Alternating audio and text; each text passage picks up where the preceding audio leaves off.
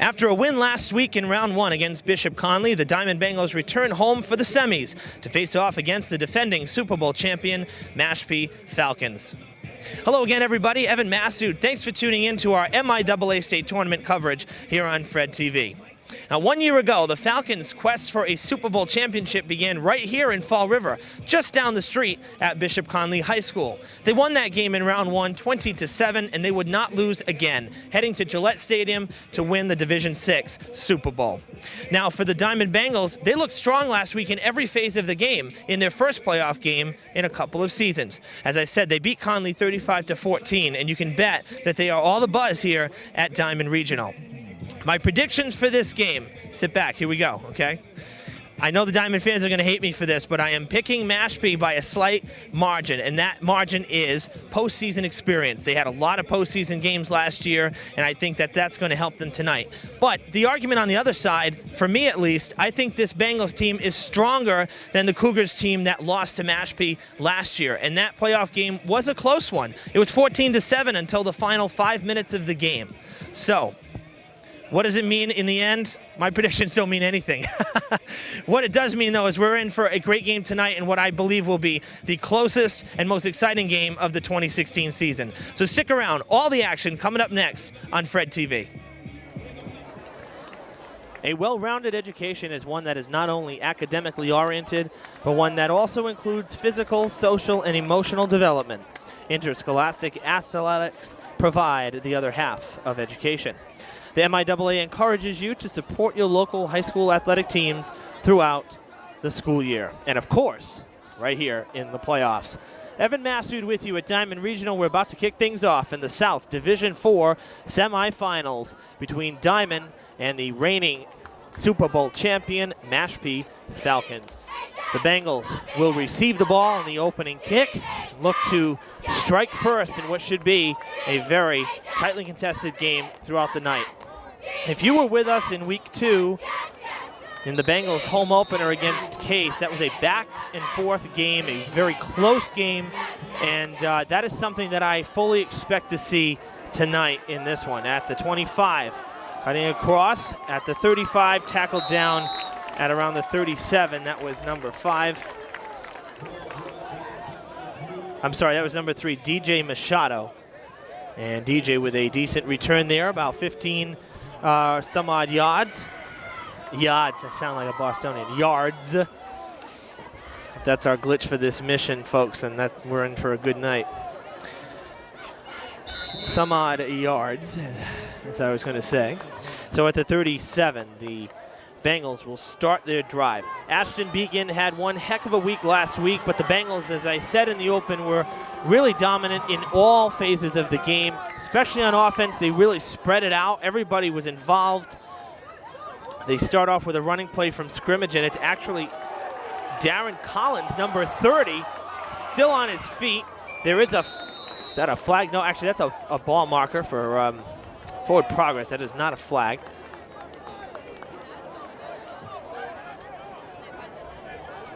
So a good run on first down.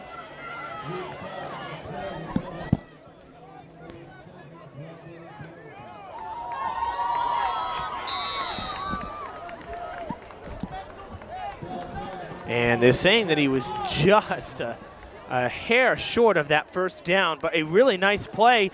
Not something I was expecting. I really was expecting Began to get the ball because on the first play from scrimmage last week for Diamond, Began ran it down the field for a 60-plus yard score. So 2nd and 1, a toss. That is Ashton Began gets the first down at midfield.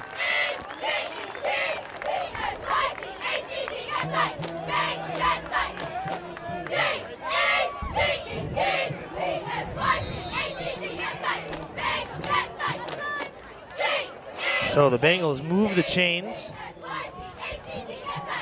They get the first down, and they are into Falcons territory. You know, I mentioned in the open that the Falcons won the Super Bowl. Well, again, their first win of the playoffs last year was actually at Bishop Conley, so they've been to Fall River. The road to the Super Bowl has gone through Fall River for them last year, and that's a good run for Machado, pick up a 4. And one thing that I have to say I was very impressed with, I mean, Conley had a great record going in. Mashpee had a slightly worse record, but a tougher schedule. So the record not necessarily indicative of how they played in the regular season. That game at Conley was a 14-7 game until the last 5 minutes when Mashpee put it away with their third touchdown. It was a 20-7 game. And what I'm saying is this takes nothing away from what Conley did last year, but I really believe that this year's Bengals team is stronger than last year's Conley team. So this could be a very good game throughout the night. And as I said, I would expect that it's going to be a close one. I don't see one side blowing out the other. That was a loss of yards there on second down. So Machado getting stopped for a loss of about 2.5. So looking at a 3rd and long, about 3rd and 8. So the Falcons defense looking to do what Diman did to Conley last week, and that was stop the Cougars on their first drive. Mashpee looking to stop the Bengals on the opening drive. We'll see what Coach Winarski pulls out of his little bag of tricks. Winarski down actually at the visitors' 35. He's not even near the team or the line of scrimmage. He's further down the field, and now a timeout has been called by Diman. Coach Winarski was on the defense's side, getting a look at what they are seeing. So a quick timeout. The Jeopardy theme being played here in the at the stadium through the PA system. That's a 20-second timeout, just a real quick one. Pessoa getting a new play call. And we noticed last week as well, Coach Winarski does not wear the headset. He typically likes to roam around free on the sidelines and see everything that's going on. Doesn't necessarily get involved in every play call. We'll see what they do on 3rd and 8 from the 47. Tyler Rigo was in motion, number 9, came to the near side. Pessoa drops back to pass. It's incomplete. Looking for Pessoa. There was all kinds of pressure. The pass rushers coming for Pessoa, and they were all over Machado as well, really right in his wheelhouse. So the Bengals will be forced to punt after the first down on 4th and 8. They will have to kick the ball. I can't see them trying anything here at midfield. I'd be shocked if they do.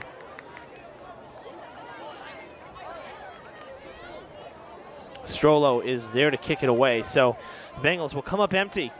One thing I'd say with a game like this where you have two very good teams, look for the first mistake from either side and then who can capitalize on it. Play is ruled dead. Maybe a false start.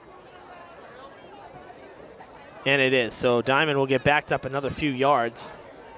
Really not much of a breeze tonight. Just a cold November evening.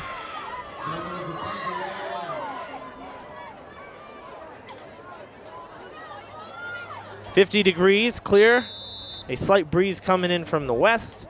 And we expect to get into the mid to upper 40s by the end of the game, or as the game goes on. We're at 50 degrees right now. Again, not too bad, I guess, for November. We've seen colder. So on 4th down, they will punt it away. Strollo with a good kick. It's a tumbling punt, and it drops into the 20 and down at about the 17. So that actually a very good punt there from Strollo. Got a good 40 yards in the air and then the bounce. So a nice job there from Dylan Strollo on the punt, and the Mashpee Falcons will go on the field and play offense for the first time tonight, but they'll have a long field. They'll start from inside their own 20-yard line. Ball is spotted at the 18, and that's where the Falcons will start, 1st and 10.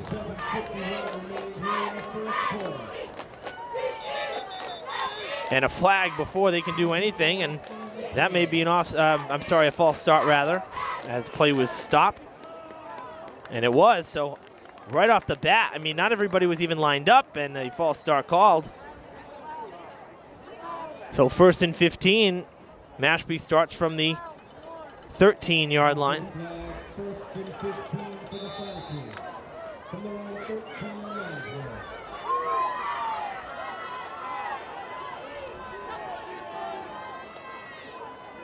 Looking to pass on first down is the QB. Going down the field. And well defended, no flags. Wow, that could have been a nice first strike there. Nick Carpenter, the quarterback for the Falcons, number 3. He was looking for 33. Pass ball is incomplete. It'll bring up 2nd and 15 for the Falcons. At quarterback for the Falcons, number 3, Nick Carpenter. So 2nd and 15, they go wide out to left and right, and they'll hand it off. Sliding on the turf. We know that the field has been really beat up this year. No rain, and then all summer long, and then we had downpours 2 weeks ago. The pocket is beat up. There's a lot of dirt, and I think that's why he slipped. There's not much grass to dig into. It's all dirt. Welcome to Diman. No, normally the field actually looks great. It's just, the drought that we were in this summer, little that you can do, really. And then the downpours that we had 2 weeks ago left a lot of mud in the pocket, and that really destroyed much of what was left in terms of grass.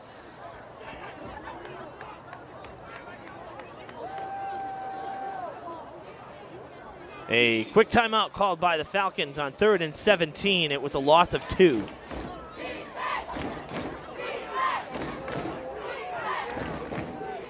Nice crowd on hand here in the first weekend of November. Next Friday being Veterans Day. I'm not sure what they will be doing for some of these playoff games because there's no school on Veterans Day, so we'll keep an eye on the MIAA. Of course, check out the Fred TV Sports Facebook page. We post results throughout the tournament especially. Looking to pass is Carpenter. Going to go down the field, shooting it deep. Incomplete. It was there, and boy, does he know it.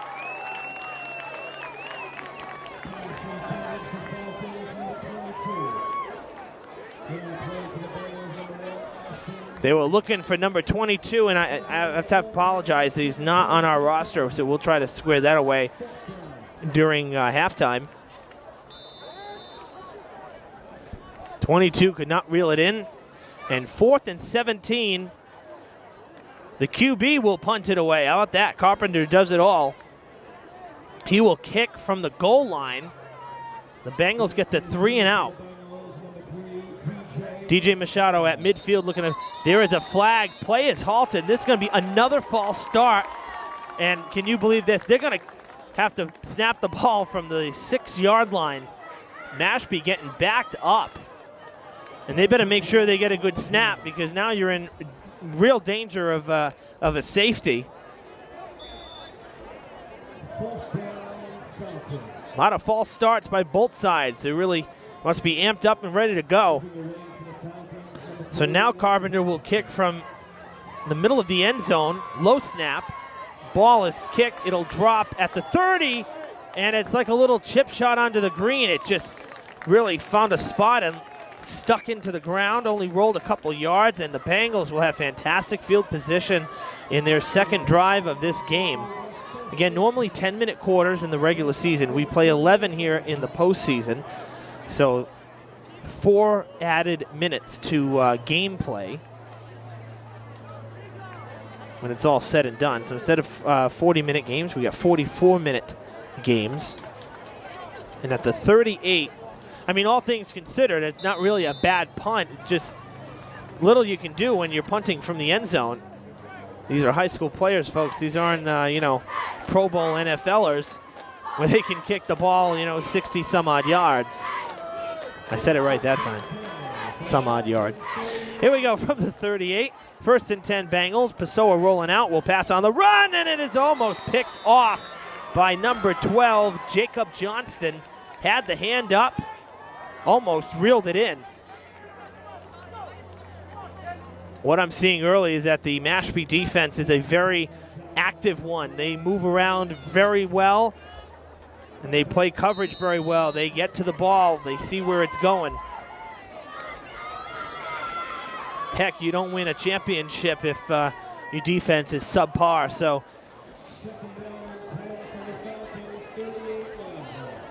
it'll be 2nd and 10 after the incomplete pass on 1st down.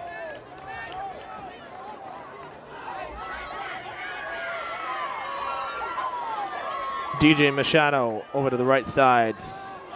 Pessoa has to throw on the run again. He'll throw it away. And Javier Pessoa, the quarterback for Diman, comes up empty on 2nd down. Again, good coverage. Nobody was open. So that was the right thing to do.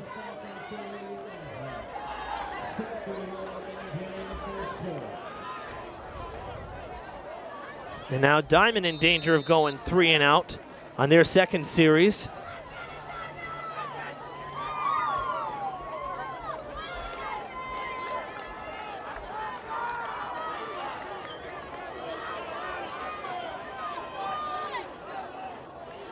Different formation here. Now Machado moving again to the right there.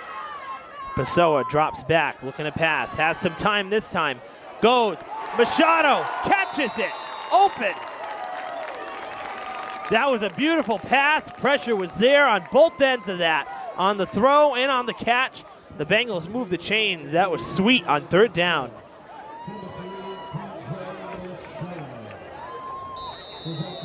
There was a great block there on the wing by the Diman offensive line, and that gave Pessoa just an extra second to plant and throw. And that really is what made the difference. So from the 25, the Bengals move down to the last quarter of the field. Looking to pass again, and that is into the dirt, incomplete. This is such a different look than what we're used to. Very surprising, actually. For a team like Diman that runs the ball so effectively, I'm very surprised to see a lot of passing attempts here early, and maybe they're afraid. I mean, if you look at the Falcons' defensive line there, the linesmen are just huge right in the middle of the field, and maybe they figure that if they can open up the passing game, that would be something that Mashpee's not expecting, and then that would in turn open up the run. I'll tell you one thing, the bottom side here of the field, this near side is wide open. Would love to see them run it here. No, gonna pass it. 3 defenders coming straight through with no blocking. The offensive line completely opened up the doors there. Pessoa lucky to get it off. It brings up 3rd and 10 once again. So coming up empty on 1st and 2nd down for the 2nd time in a row. And now you face the 3rd and long.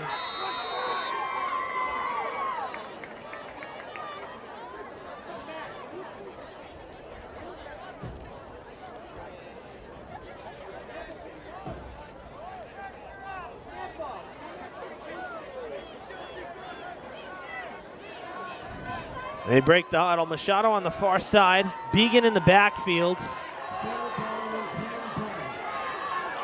Fake the handoff. Throwing across. And it is a 1st down. Machado tackled inside the 10. They do it on 3rd down again. And I'll tell you, for Mashpee, that's got to be disappointing.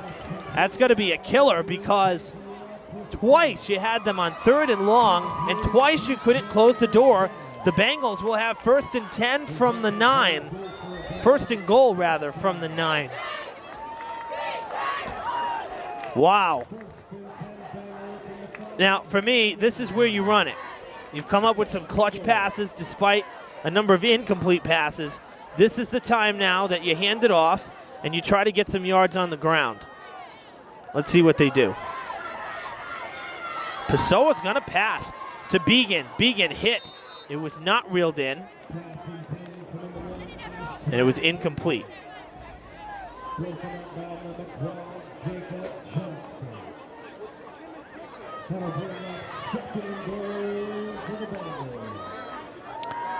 So that'll bring up 2nd and goal. So one thing Diman has done tremendously well, we've seen it a number of times this year, is they can really sustain a drive and knock quite a bit of time off the clock. We're already halfway through this first quarter, and Diman has had the ball for about 70% of the time. They hand it off that time. Began fighting to get through the pile, and he is not able to. Only a short gain on second down. It'll bring up third and goal from about the 7 or 8. Actually, only half a yard they give him, so really not much gain at all on that. So we're going to call it, well, the scoreboard says the 8-yard line, so we'll call it third and goal from the 8. We'll give him a yard. Shaquem Branch, number 7, going into the huddle. Machado coming out on this third and goal. A little interesting move there. Branch and Began in the backfield, along with Darren Collins. So 3 in the back. Pessoa under center, gets the snap. They toss it. Pessoa going to do end around, gets a block, and he's taken out at the 5. That is not going to be enough. Of course, 4-down territory, but here's the question is, do you chance trying to get into the end zone, or do you try kicking a field goal? We know Dylan Strollo is very good with the leg, and this is about the same spot you'd kick an extra point from. So Dylan Strollo is coming out, and I think the Bengals are going to try to take the points here instead of trying to find the end zone, and I kind of like it. They mark it at the 6, so there was only 2 yards gained there, and now a timeout will be called by Diman. It's a full team timeout. Everybody coming to the huddle.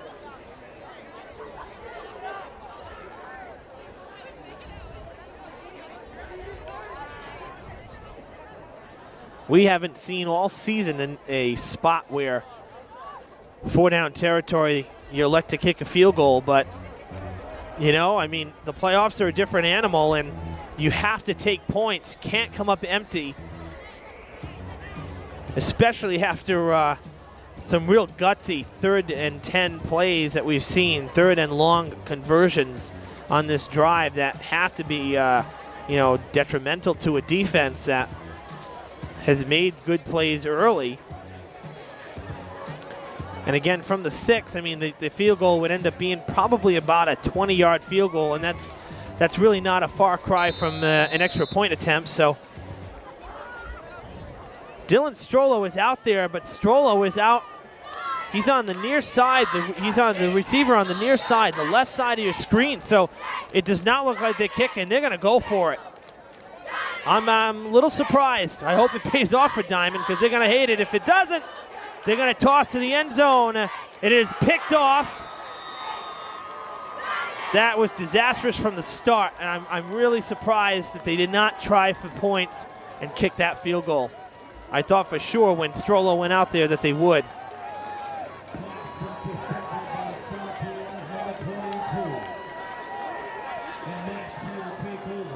I mean, here's the consolation prize. Actually, works out better for Diman. The interception versus an incomplete pass, because it was picked off and taken out of bounds at the 4 instead of taking over at the 6. Diman gains an extra yard out of it, but either way, not what I would have done. But then again, I'm not a coach, so, you know, my opinion doesn't really matter. I just call what I see. And in a playoff game, I would have kicked it. But that's hindsight, so can't live by that. 3-yard pickup on first down. We'll bring up 2nd and 7 from the 6-yard line, 7-yard line, thereabouts.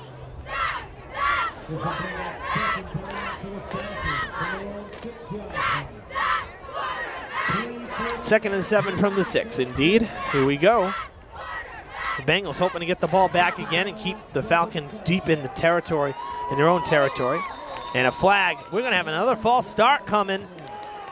And the Mashpee Falcons are going to have to snap here from their 2-yard line, actually their 1-yard line. A little too amped up, I think. Everybody jumping the gun here. Either that or they didn't practice the snap count this week. I doubt that's the case. This is, again, a reigning Super Bowl champion team, so they certainly practice, that's for sure. We know that. They'll play from the 1, or is it half the distance? My bad, half the distance to the goal. So from the 3, they'll run it out. Short gain. Still on his feet, though. My goodness, talk about powering forward for a first down. That's an incredible run right there for the Falcons. Outstanding.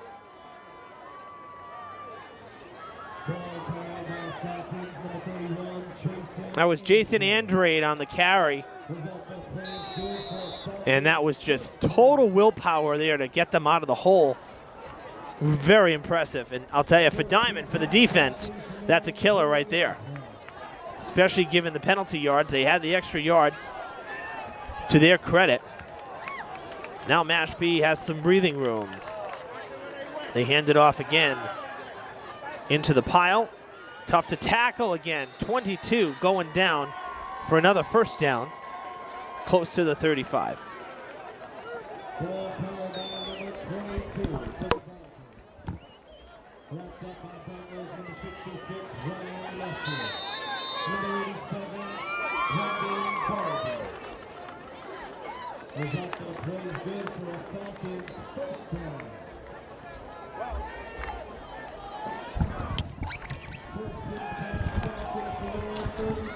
Thanks to the Falcons film crew up here on the press box. Number 22 is Devon Ford, or Devon Ford. And Devon Ford is going to put the pedal down and go down the sidelines for the touchdown from the 39. But there is a flag back at the 40, and this one could be coming back. Devon Ford thought he had it, and looks like it's coming back. Let's see what the officials say. Holding on the offense, and that'll get the crowd here to cheer a bit. So a touchdown taken away. And you know what? We have Devon Ford right here on our program, but he's listed with a different number. So he is 22.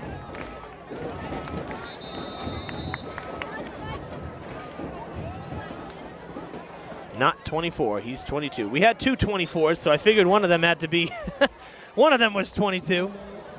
Falcons take the timeout. So it is a 10-yard penalty, spot of the foul. So it's not from the line of scrimmage.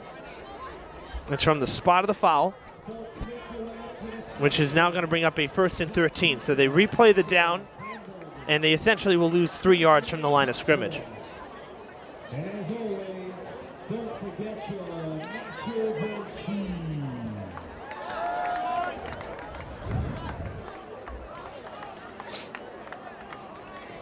So 2:17 to play here in the first quarter, and Mashpee thought that they broke that scoreless tie on their second possession and grabbed a touchdown. However, thanks to the holding penalty, not going to happen.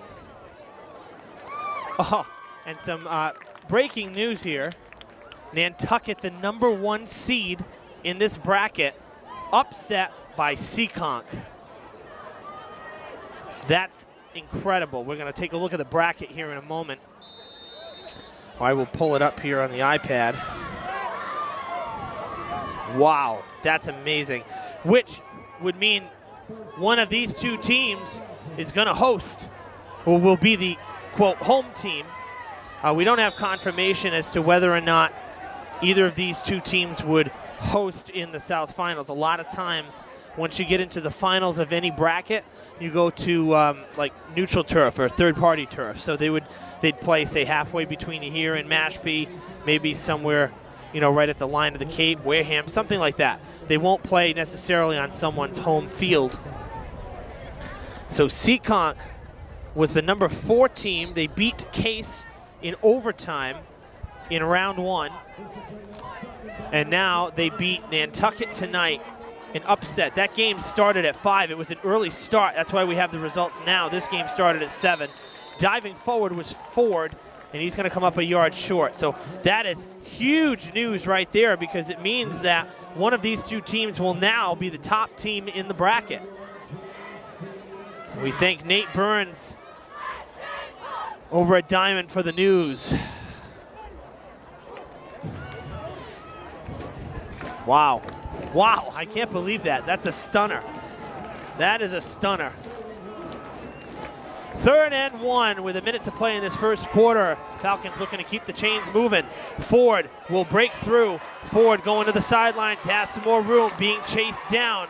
Ford is tackled down at around the 20-yard line by Tyler Rigo, number 9.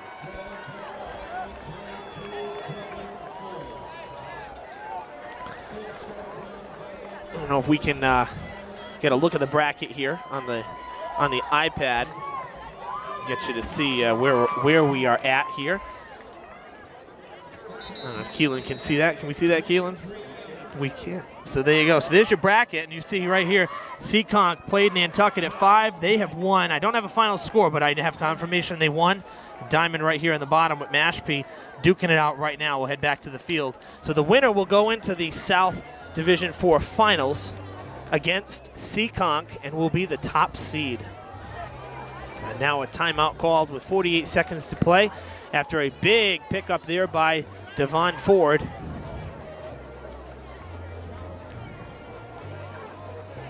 Falcons will have the ball spotted at the 24 of Diman, so it's their first trip on Diman's side of the field. And they continue to drive here. Fans is still rolling in, not sold out here. There's still some space, plenty of space on the bleachers, but definitely a bigger crowd than we had last Saturday afternoon against Bishop Conley. But there is a traffic jam of cars, so I'm seeing a bunch of cars still letting people out. So fans late arriving here. Haven't missed much. I mean, no score in the game at the moment. So the Falcons come back to the field. 1st and 10 from the 24. With 48 seconds to play in this first quarter. Ford gets the ball again. And he is dragged down inside the red zone, just short of the 10-yard line. Actually, I don't think that was Ford again. That looked like actually a different number. I thought it was Ford. That was actually number 31. My bad. That was Jason Andrade getting the carry there. He got the handoff. So moving the chains. And the ball is going to be at the 11. So 1st and 10 from the 11-yard line. Mashpee in the red zone. They toss it out. Ford gets it this time. He got a great block by his teammate, Jack Rodriguez. And there is a late flag, but Ford is into the end zone. Let's see what the flag is.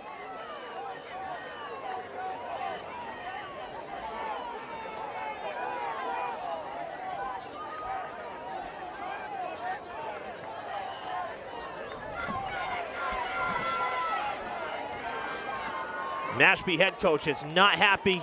He came out on the field. I think one more word, he actually might, you never know, might see a flag there too. Waiting the call from the officials, but both the coaching staff and players from Mashpee were not happy with the flag. Let's await the call from the official.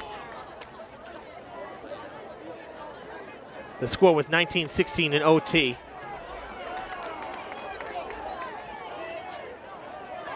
Second time the Mashpee coaches come out onto the field. And now still barking at the officials. Boy, I mean, showing a lot of tolerance, almost like he wants a flag. It's kind of like in baseball when a manager goes out to argue and he basically wants to get, ejected from the game.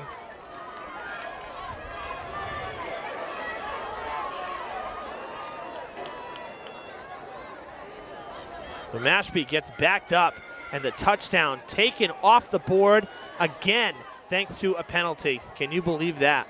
Stunning development. So that's twice a touchdown has been taken away from Mashpee in this first quarter. It's a 10-yard penalty from the spot of the foul. They take it from the 18. Ford escapes a tackle. Ford on his feet. Still on his feet. And I believe he got in there. No confirmation yet. Everybody jumping around. celebrating a touchdown. It has not gone into the end zone.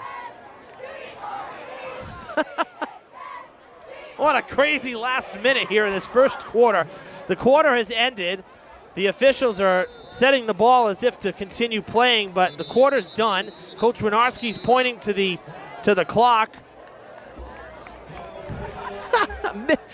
Bedlam on the field here at the Harrington Athletic Complex at Diman. But for the moment, the Bengals and Mashpee Falcons are scoreless. It'll be first and goal from the 1 when we come back here in the second quarter.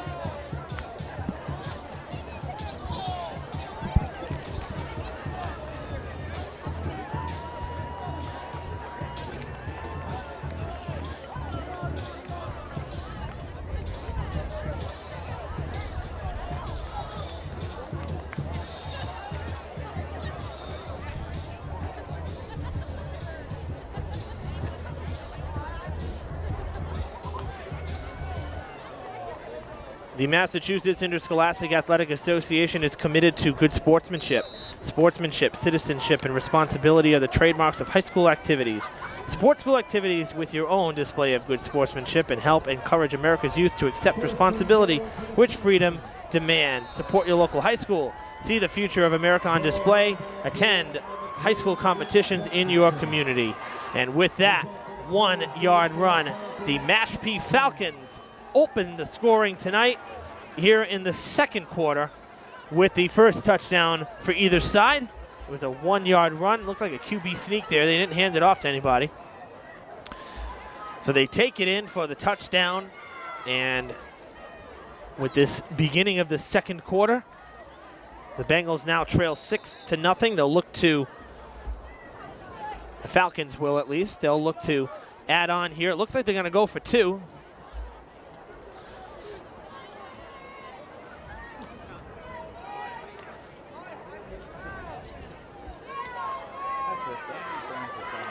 They will indeed go for 2, try to make it an 8-0 game. Awaiting the snap.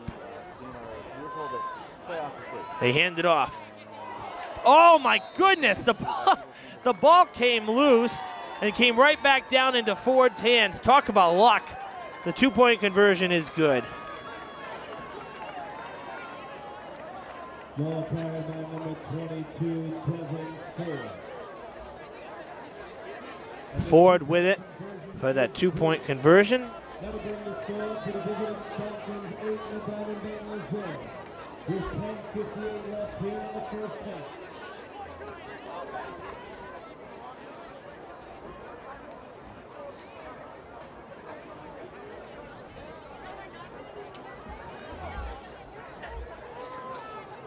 So essentially,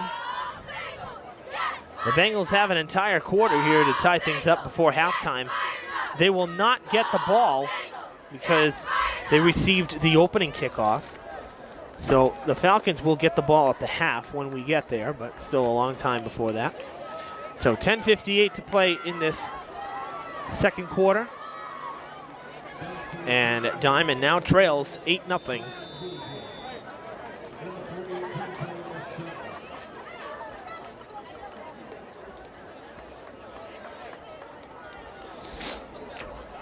You know, I feel bad to poke some fun, but because this parking lot is not the easiest to maneuver when all the cars are here, but there is a bus that just dropped off one of the teams here at Diman, and I have never seen a bus struggle so badly. Live ball is dropped. Diman fell on it.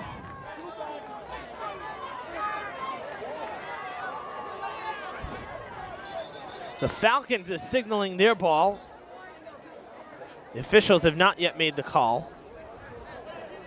Now they have. It is Diman ball. But this school bus that dropped off players here at Diman has struggled so badly with trying to maneuver the drop-off area near the, he's been here for the last like 20 minutes or so, just trying to maneuver. Now finally leaving. Challenging to move those big vehicles.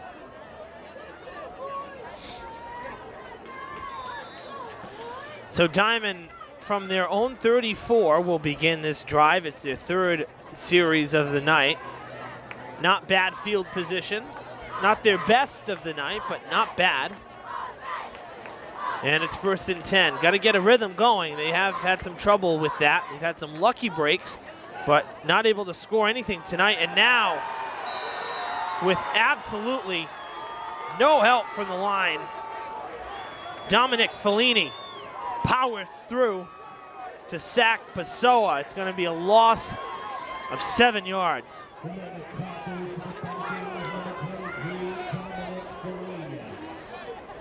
That is one thing that, as I said earlier, the Falcons line, they are just huge when you look at the difference in height and size from Diman. I mean, towering difference. And this offensive line for Diman not looking very strong against the Falcons' defensive front.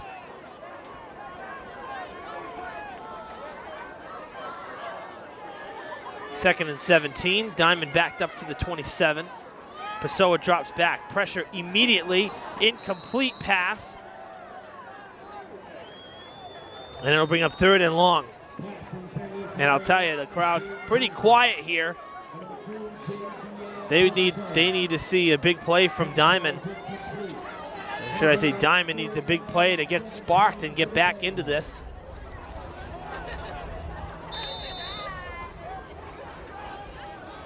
The Diman boys soccer team is also in the state tournament, having had a great season. Durfee, the boys are in the tournament as well. We're going to have that game for you. It's actually Saturday, it's tomorrow. Timeout taken by the Bengals on this 3rd and 17. It'll have to wait.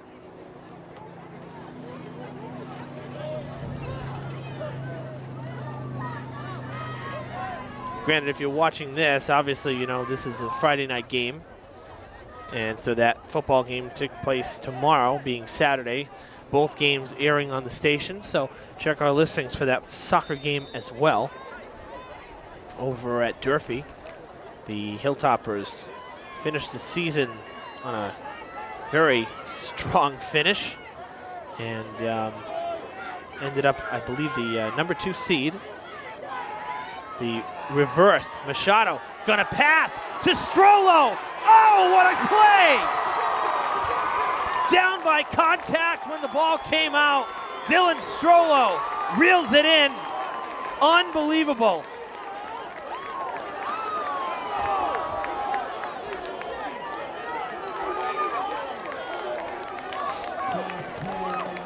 That is unbelievable. I thought they were gonna run a reverse, and then Machado just stopped, planted, and fired. Strollo was all alone. You know, those are the things you got to do. This is why it's the playoffs. You got to bring out all of the tricks and pull out all the stops. That was phenomenal right there. Bengals from the 34 of Mashpee has the first down. Pessoa pass it across. Caught by Machado. Machado to the end zone. Touchdown Bengals. 34-yard catch and run. Way to answer, my goodness.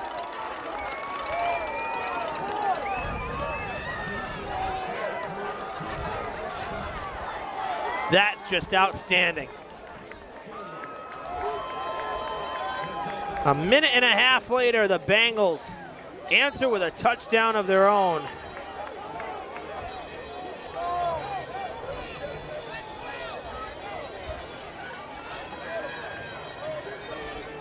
It looks like they're going to go for 2 as well. Kind of forced to do that, given that Mashpee went for 2.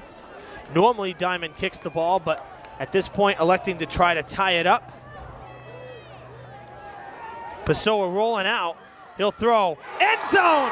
2 points, tied at 8.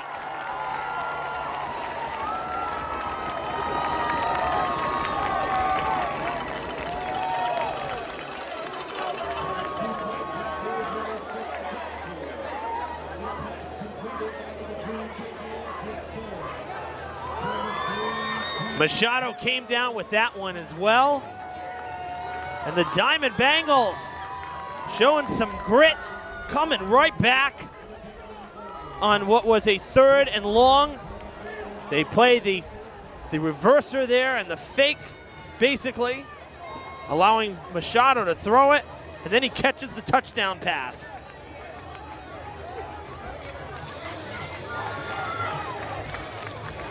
We got ourselves a football game, folks.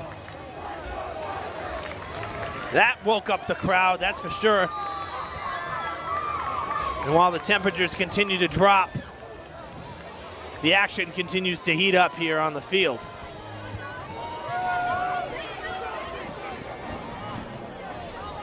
Bengals need a nice big defensive stop here. Get the ball right back.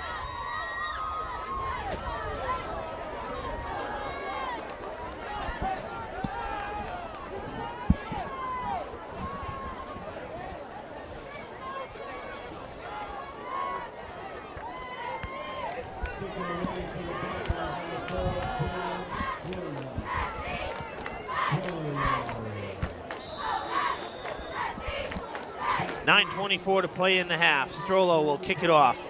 Short kick towards the 40.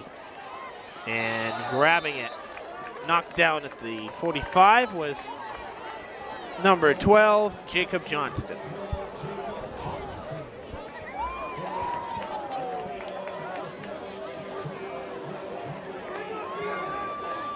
So really good field position for the Falcons. They're right about midfield at the 44. Their own 44, that is. And they will have, as I said, good field position, not a very long field here. Anytime you can start somewhere around the 40, that's pretty good. This time at the 44. And here we go. Falcons, Bengals tied up. Ford makes a nice cut to the inside, and he'll go down after a pickup of 5. And that was a tough hit taken by one of the Bengals, who's down at the 45-yard line. I cannot see who that is at the moment. Number 50 being told for Diamond, and that would be Jordan Camilo, and he is in some pain. Trainers will go out. Coach Winarski heading out there as well.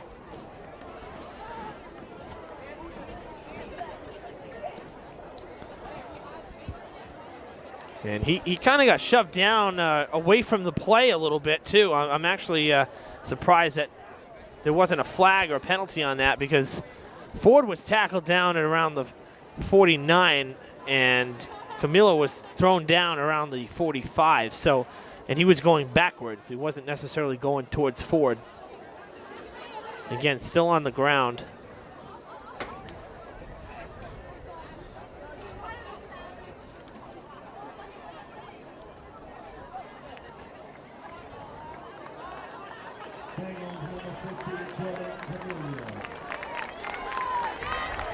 Gets up and will walk off.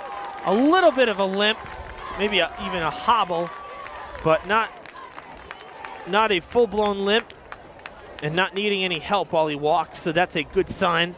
Hopefully we'll see him back on the field shortly, but he'll certainly be checked out by the Diamond trainer.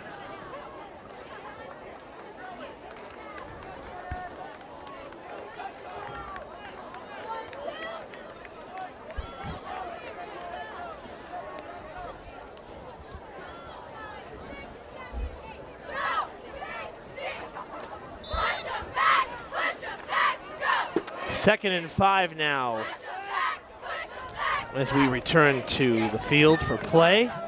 Second and 5 from the 49 of Mashpee. They'll hand it off to Ford. Ford is going to get taken down. No, still on his feet. Boy, he is tough to tackle, I'll tell you.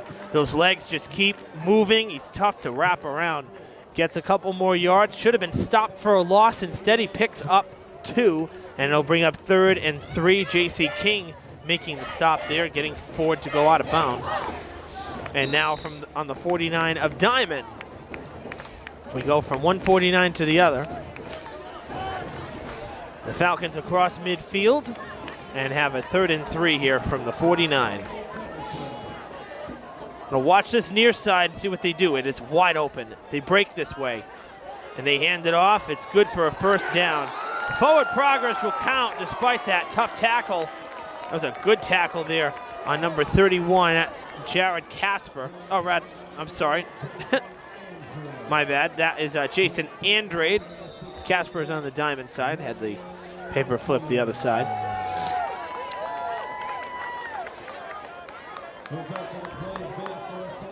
Falcons get the first down. And 1st and 10 from the 43 they go. Ford gets the handoff this time, tries to cut through the pile. Ford does so. Ford to the end zone. Touchdown, Falcons. A 43-yard dash. And boy, we're starting to see some scoring here. The offense is warming up. In the last 2 minutes and 56 seconds, or 58 seconds, we've seen 3 touchdowns.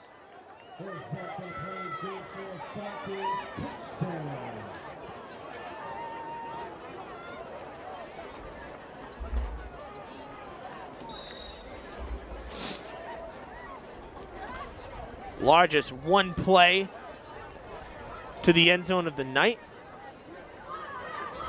Going for 2. Carpenter will pass.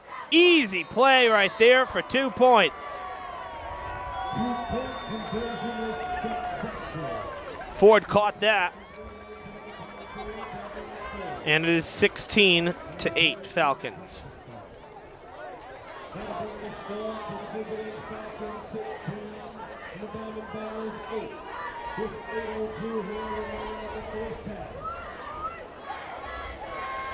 And now with 8:02 to play, the Bengals trail by a touchdown again. Been a long second quarter.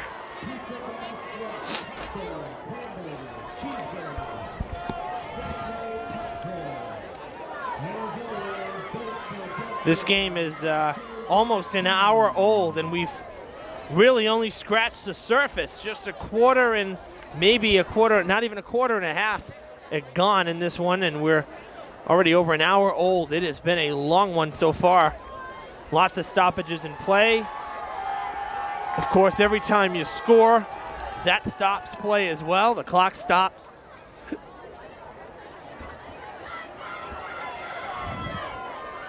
The Falcons will have to play from behind once again.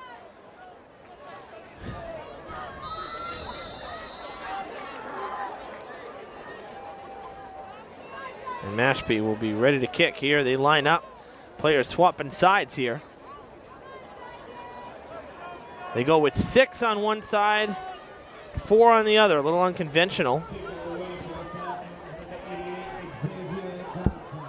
Xavier Gonzalez with the, oh, what a tough hit put on. Jack Rodriguez with the hit there on Tyler Rigo after the kickoff.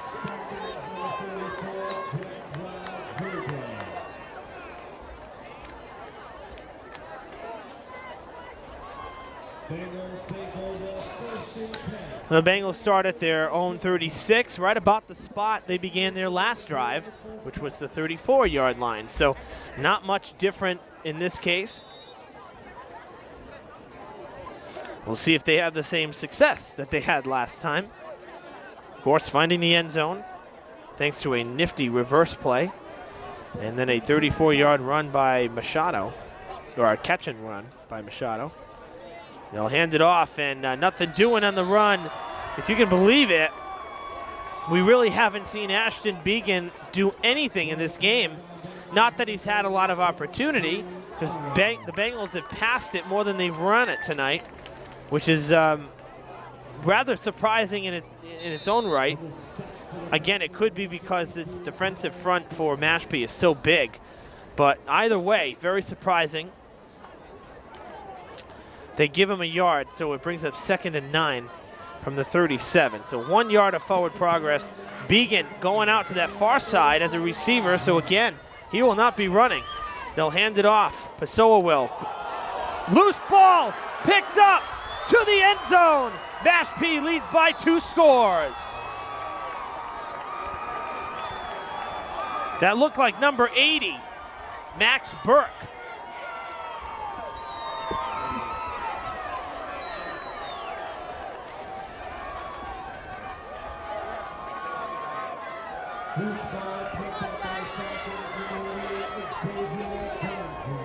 Xavier Gonzalez, number 88, who is the kicker, picked that up. It was not 80, it was 88. Gonzalez listed as 10, so again, I apologize. We did not have 88 on here. So Gonzalez, number 88,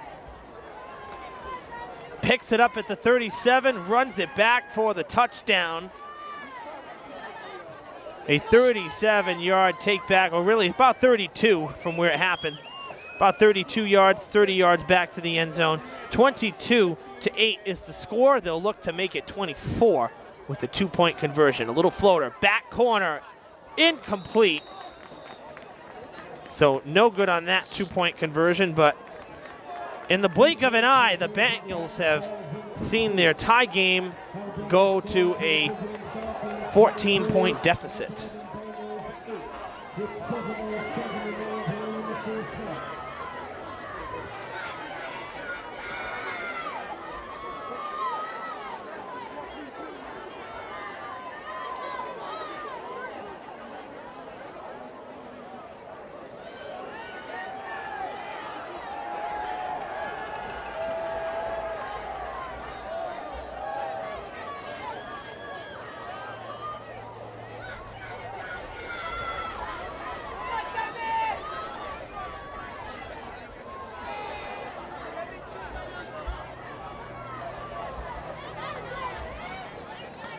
Well, now the Bengals really have some work to do. When you're in the playoffs, coming back from 1 score down, again, especially against a team like Mashpee, a defending champion team, 1 score is tough enough. Now they're down by 14 points. That's going to the far side there. Out of bounds, and that's a flag. So that'll help out the Bengals.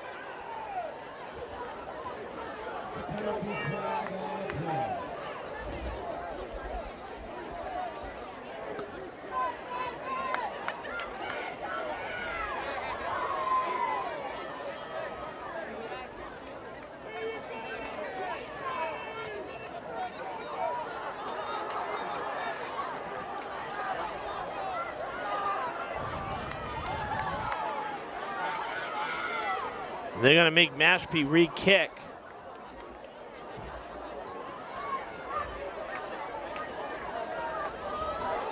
That's an interesting call to re-kick the ball. I would have taken the penalty yards, and I mean, you're right at midfield. This may not pan out very well.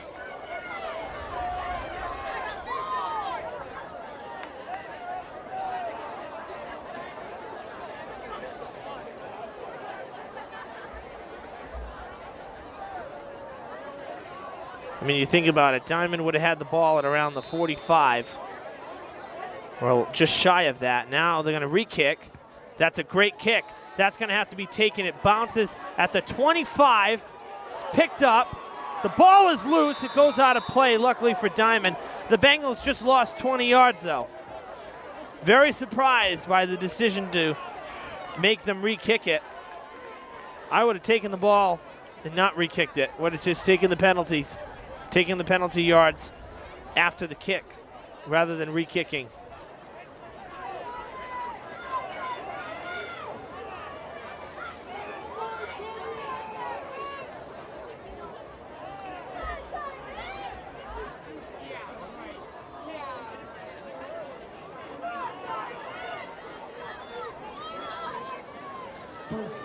So Diman will have to start from their own 22-yard line instead of about their 42. They lost yards by taking the gamble of having Mashpee re-kick. And as a result, they'll start deep in their own territory, down by 14 with 7:03 to play in this first half. Pessoa rolling out. Pessoa going to be dragged down inside the 5.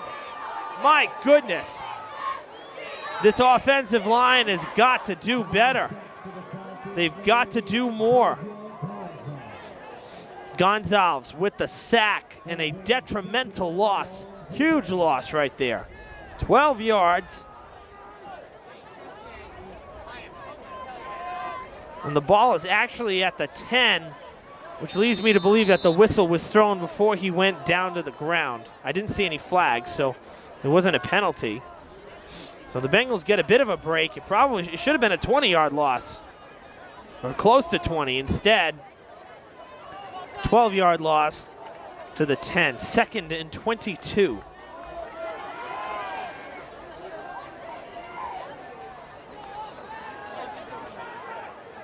Pessoa gonna hurl it deep. Out of play. Coach Winarski makes the catch on the sidelines, but it's incomplete. Machado was the intended receiver. He was there, but the ball was overthrown just a little bit. You can see Diman pressing maybe a little bit now. Nothing going their way right at the moment. It's been a tough couple minutes of play for the Bengals after they tied it up, had everybody back into it. Things changed in a hurry over the last few minutes of play.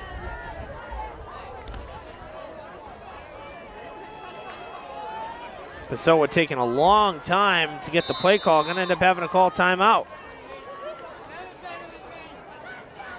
And they do.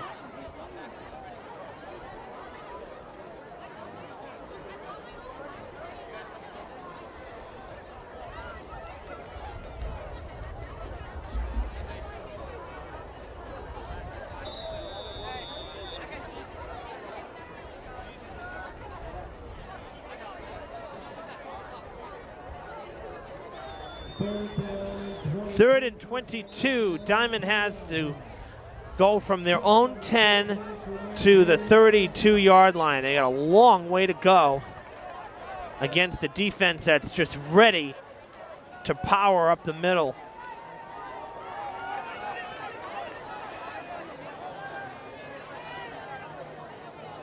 Pessoa drops back. He's in the end zone. He'll let it fly, and that is going to be incomplete.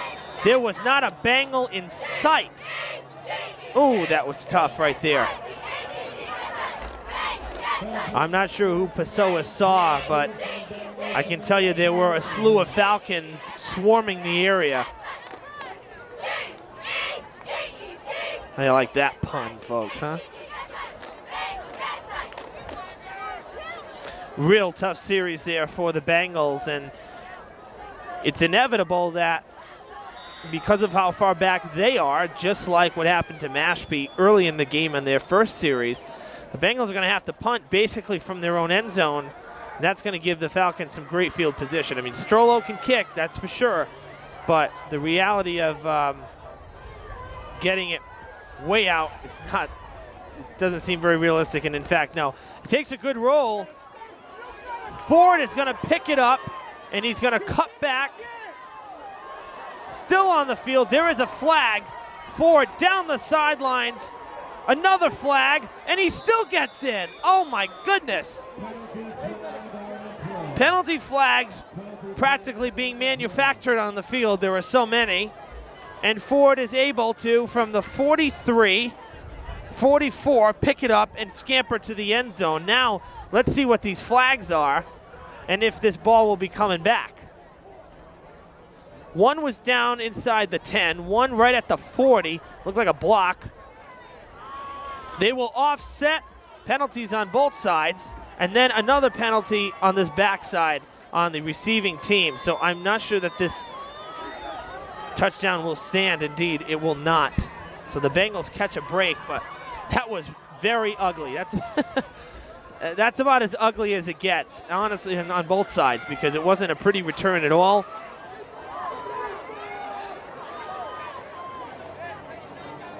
Mashpee committing fouls. And then the Bengals unable to make the stop on multiple chances. Boy, did they catch a break right there. So if the penalty will bring them to the 50-yard line, and the Falcons have to start from there. And the runner taken down. That was Andrade.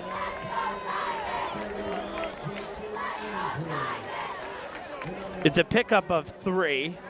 And Andrade able to grab them those extra yards to get this drive started. Not a bad start to the drive. 3 yards on the carry, 2nd and 7 now. Clock will continue to roll. 5 minutes to play before halftime, where I'd say both teams, especially the Bengals defense, really need a break. Ford gets the handoff this time. Taken down. Oh, I'm sorry, that was Andrade again, actually. Andrade with 3 more yards. It'll be 3rd and 4.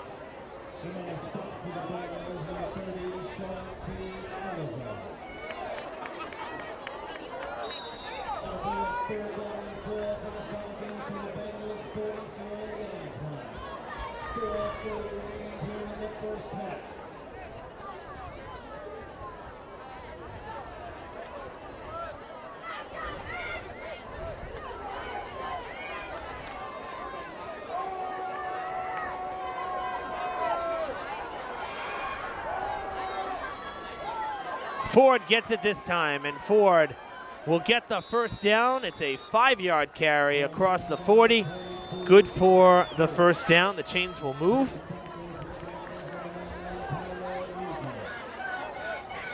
Rigo made the tackle, but it was just a hair late.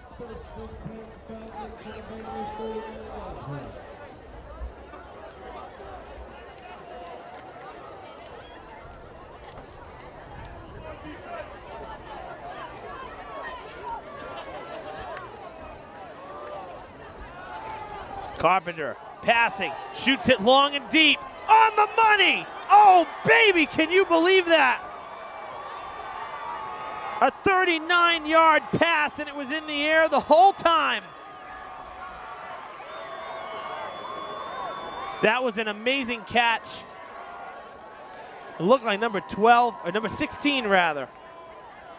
Josh Martin coming down with it, and the Falcons lead 28-8. Oh, 18 was the it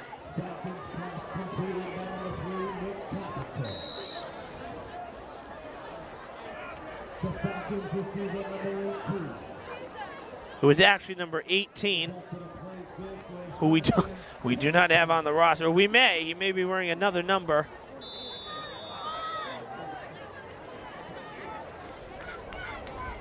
And now a timeout called.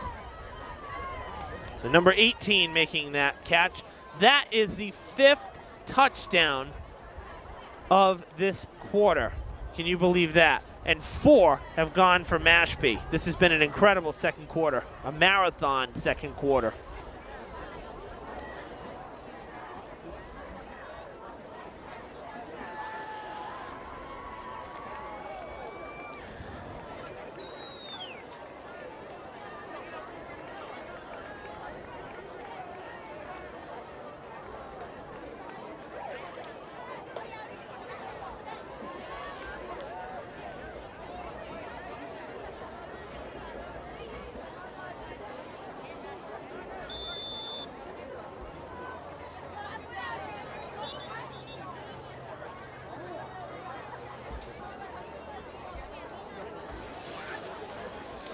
Out of the timeout, Mashpee will go 4-2.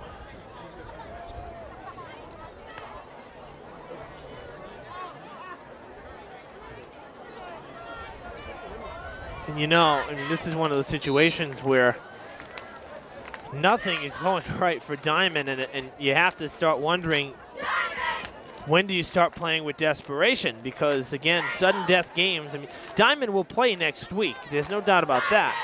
But right now, after the 2-point conversion is good, makes it 30-8. I mean, Diman needs, not going to say they need a miracle, but it's not looking too good for the home team at the moment. They have allowed 22 unanswered points. And it's really been all Falcons since Diman scored their first touchdown to tie things up. The Falcons have really taken control in every aspect of the game.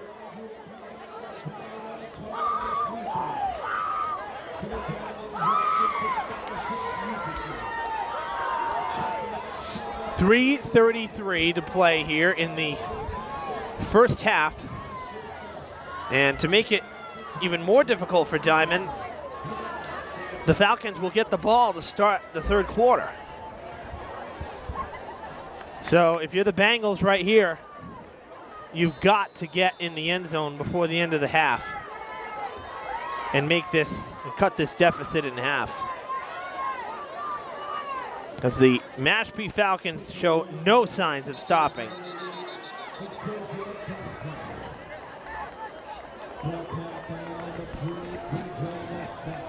Are they saying Machado was down? I didn't think he was down. I'm not sure what the call was there. It didn't look like he was down. Well, it appears his knee was down. And as a result, can't run it. Took it from the 35, that's where the knee, or 25, that's where the knee went down. So with 3.5 to play in this half, in the first half, the Bengals have to get down the field. They'll need 75 yards on this drive to do it. They start from their own 25, and they'll hand it off to Began. Began is stuffed. There's a late hit, and that's a flag. Absolutely. My goodness. There's just no need for that. And that's a personal foul that's going to give the Bengals some extra yards after they basically had lost a yard. That's a good call there. And so the Bengals might, or they will rather, catch a break. They're going to grab some extra yards and an automatic first down. It's a personal foul and a late hit. It's a 15-yard penalty, and just like that, the Bengals get to move up 15 yards to the 40. That changes the complexion of the drive just a little bit. So 1st and 10 from about midfield, right at the circle for soccer. You see the yellow markers, that's out there for the soccer team. The inner circle there at midfield. Began gets the handoff. And he can't go far. Right at the line again. Not able to penetrate, and that is something he does so well. He doesn't typically go outside on the run. He usually runs it right up the chute. And tonight, the pile collapsing around him on multiple occasions. Basically eliminating his running game. I'm looking down at some of the fans here, and I see some of the student section, some of the guys wearing shorts, and I'll tell you, I don't know how they're not cold. I'm cold looking at them. I'm cold looking at the crowd as they sit all huddled up, and then I see kids with shorts on. My gosh. I mean, I'm like dressed to go skiing. Machado escapes the tackle, wanted to throw, a loss of yards. Boy, this defense has given the Bengals fits tonight. They have really made some incredible plays, and I think part of it, again, is the inability of the offensive line to contain them. They're just too big and too strong. So it is a loss of 6, and it'll bring up 13 rather. It'll be 3rd and 16 after the timeout.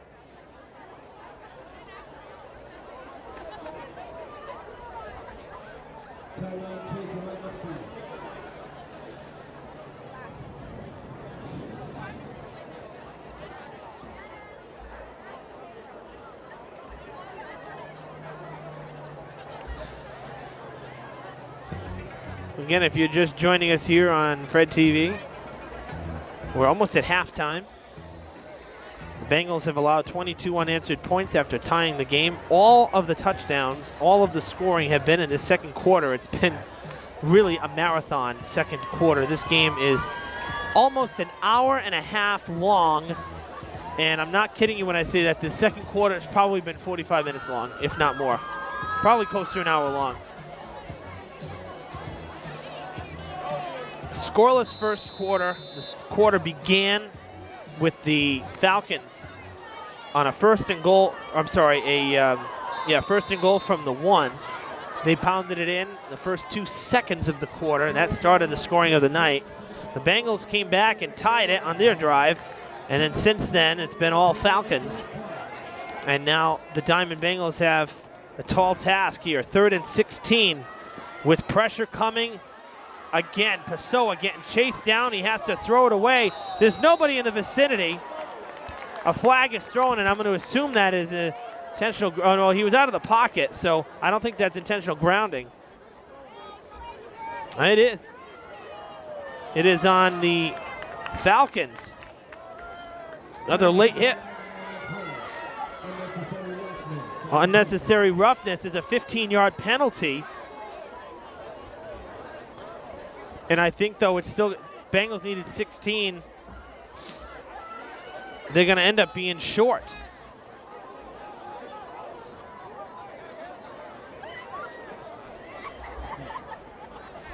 We're going to see where they put this ball.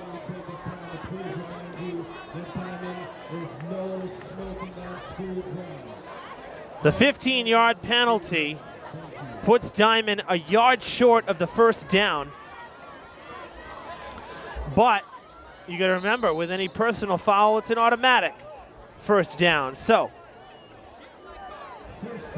the Bengals get another break. That's the second personal foul that's occurred on this drive by the defense of the Falcons. Pessoa. Again, everybody collapsing around it. I mean, it's amazing.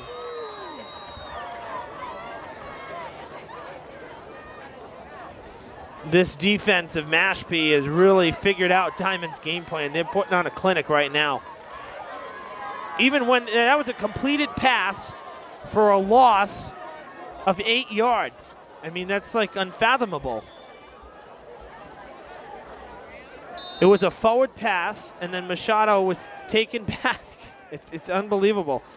Really been a tough last 7 minutes of play for Diamond. 6-yard loss officially. So 2nd and 16, under 90 seconds to play in the half. Here comes the rush again. Passing, Strollo can't reel it in. Probably felt the pressure behind him. That was Ford knocking him down, making the play, coming in from the secondary to make that play and stop the pass.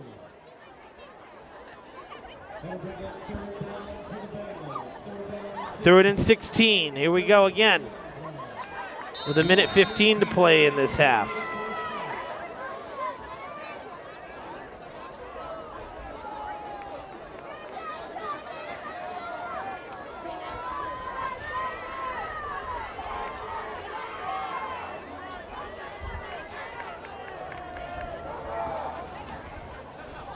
Watch the rush. That defensive line ready to strike again. It's a quick pass to the outside.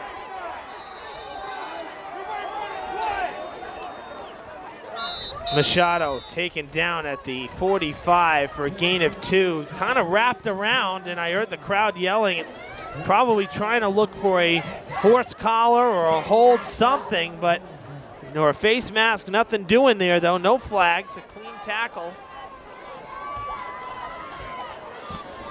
And it'll be a 4th and 14 with 61 seconds to play. Another timeout taken. Coach Winarski having another talk with the team. The timeout was taken by Mashpee.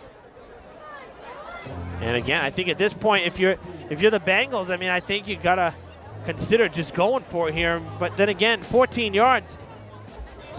The Bengals' longest pickup of the night was that touchdown pass for 34 yards. Other than that, or actually it was the pass that set up the touchdown, I should say.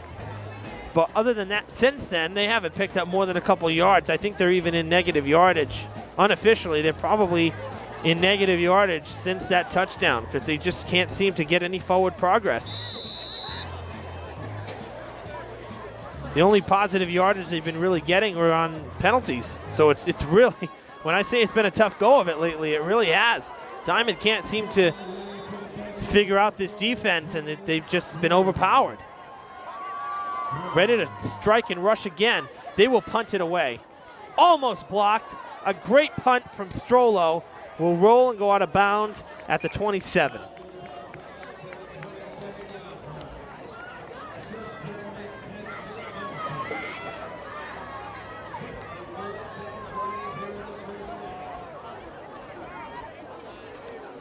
So with 54 seconds in this first half remaining, the Bengals will hope to contain the defense and leave the field only down by 22. They would not like to see it be a 30-point game.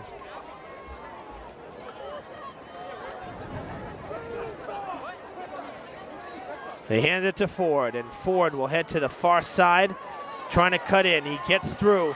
Ford down the field. This is insane. Runs into Machado.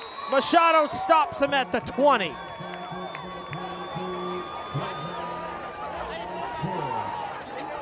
It is a 55-yard run.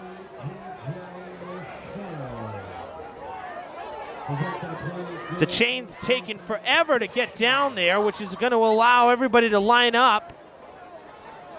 They can't even restart the clock yet because the chains have not gotten set. Now the clock will roll, and they'll spike the ball.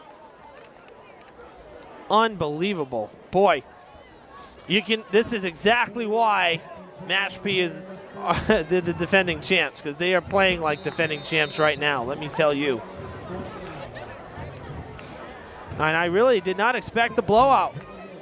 I truly did not expect the blowout, especially after last year, how close that game was at Conley. I just did not expect the blowout, and right now, that's exactly what we're getting. Diamond is getting blown out on their home turf. To the end zone, wide open, incomplete, didn't hang on to it. Oh man, he should have had that. Well played by the Diamond defender. I could not see who that was intended for. Machado broke it up, was slow to get up, still looks like he's slow moving out there. So 3rd and 10 now. Carpenter going to go to the end zone again. Going to the near side. All kinds of contact. Gets free. There's a flag. It's caught anyway. Penalty flag on the play. What is happening? It's caught by Ford. The official waved off the touchdown. Pass interference on the offense. My goodness, we've seen it all. I'll tell you what, I thought it was going to be on Machado because there was contact being made by him, and they called it on the offense.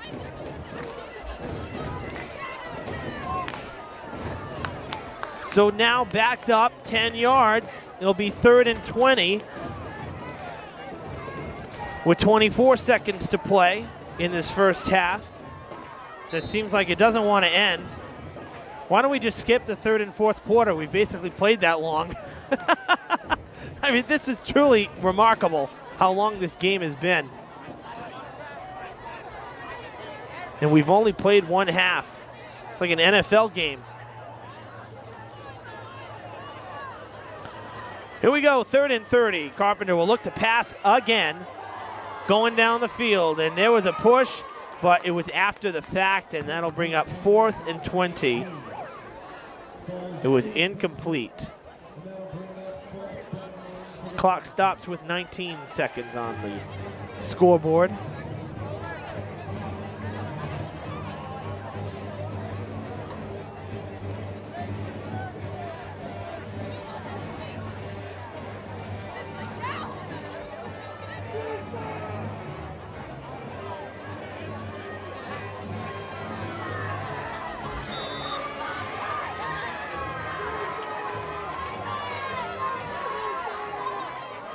They'll go to the line on 4th and 20. Of course, you're going to go for it. I mean, you're up by 22 points. Take a shot at the end zone. Near side, looking for Ford. Incomplete, out of bounds, no penalties.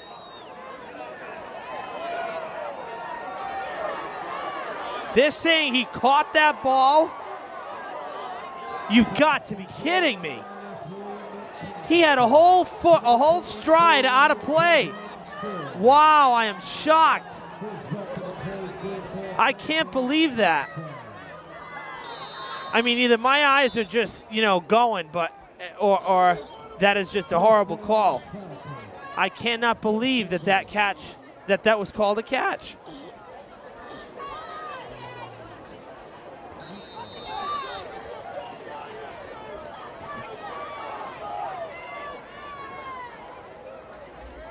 Watching it right now. Well, Nate Burns has the ability to stop and rewind. Oh my God. Yeah, I'm seeing the replay now. That is horrendous. Out of bounds by a mile. Wow. And you know what's baffling about it is that the official's right there. It's not like he was a mile away. He was right there. And now a flag was thrown, delay of game. Well, if that's the makeup call, I don't know. They're going to have to do a little better than that. Not even close. Not even close. Man, oh man. A team that's up by 22 points does not need any help. Let me say that. But hey, you know, there's no replay in high school. The officials saw it that way and just kind of got to live with it. Look at that, wide open. Ford decides to throw. The touchdown is good. And with 5 seconds to play in this first half, Mashpee decides to grab some more points. That will be their 5th touchdown of the quarter.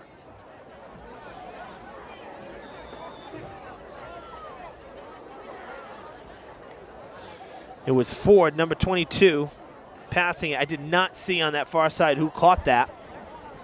But nonetheless, another touchdown. That one was for 9 yards. Gonna go for 2.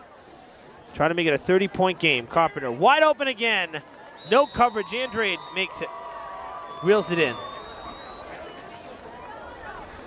And it is 38-8.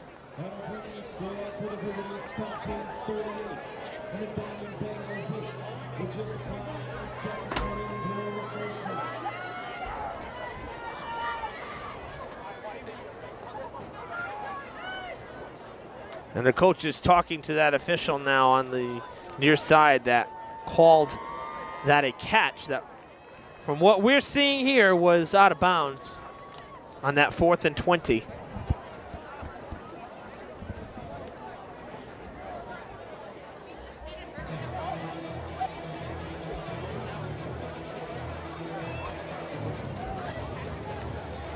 Five seconds to play in this first half. Mashpee will have to kick off.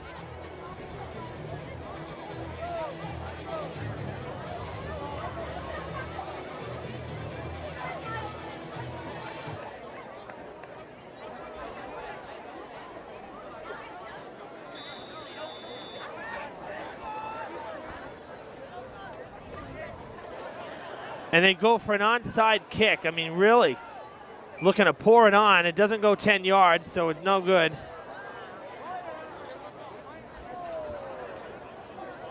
Diman will get the ball.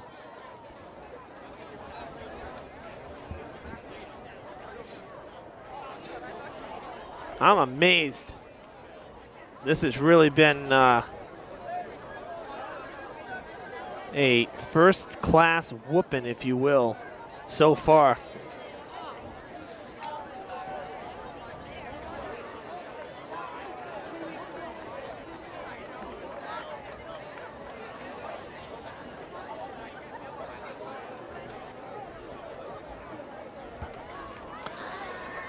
So the Bengals will start inside Mashpee territory.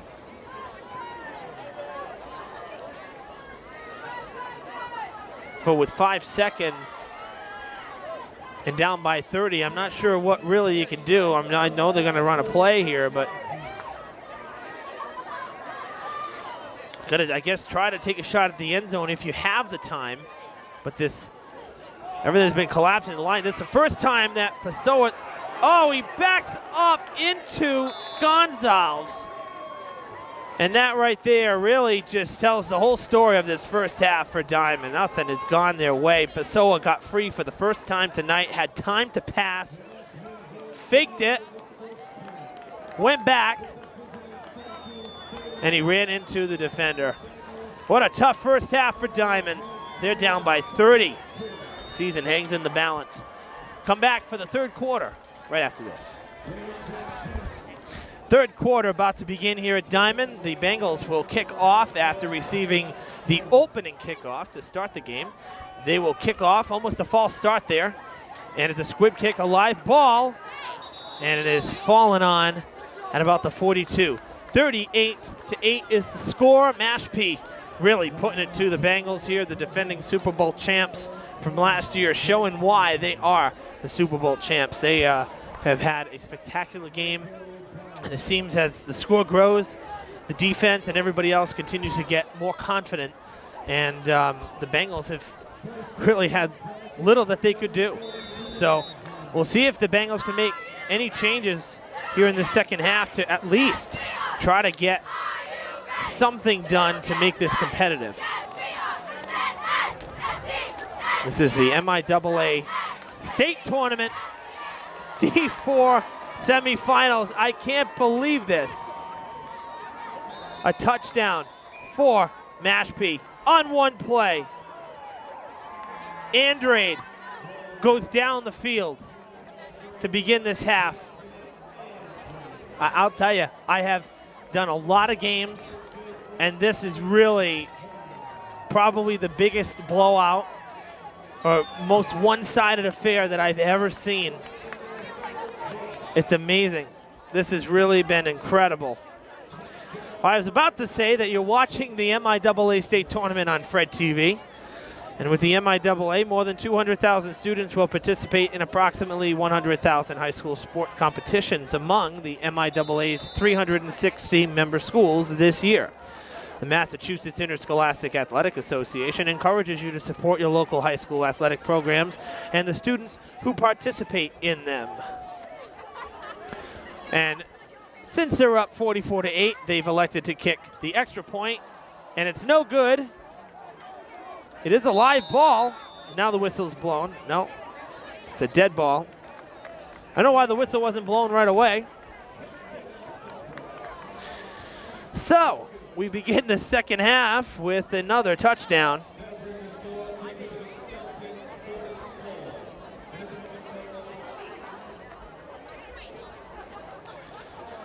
.13 seconds gone in this third quarter.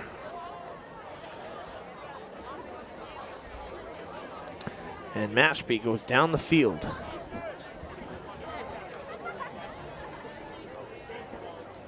And it was from the 42-yard line on their first play. And it was number 31, Andrade, who made the touchdown run, the 6th touchdown of the night for Diman, and that was Andrade's first, if you can believe it. If you can believe it. Only Andrade's first touchdown. Everybody involved tonight. It's a 58-yarder.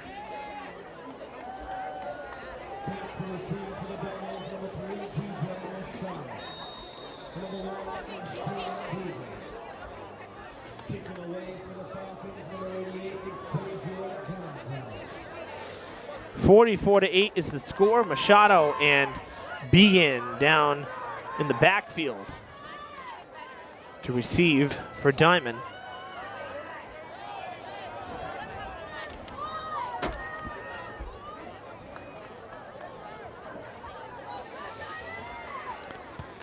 Line drive kick, bouncing. Machado picks it up at the 20. He'll break towards the near side. Going backwards instead of forwards. Gets twisted and taken down at the 18. So essentially losing yardage.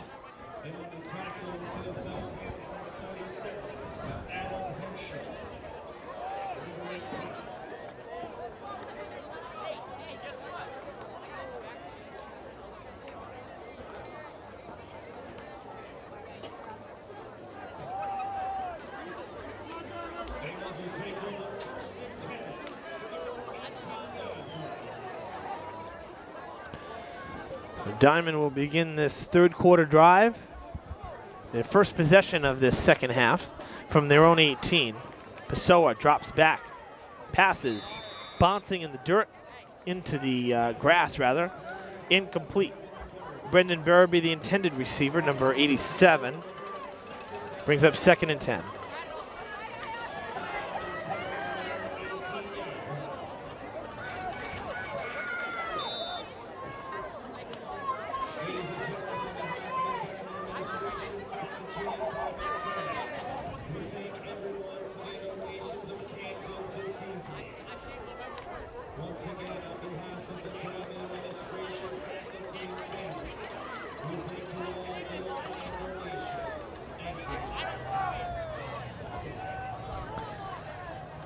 Pessoa dropping back to pass. Machado trying to cut back around, and he ends up losing yards. Really we've seen some weird stuff tonight, and I know Machado was trying to, find some open space to run because it's has been, little to come by thanks to the Falcons' defense, but the Bengals have been going back too much tonight. They're going back instead of forward, and the defense isn't slowing down, and you're basically giving up yards. And I'm sure it's easier said than done. I mean, I'm up here on the roof seeing everything.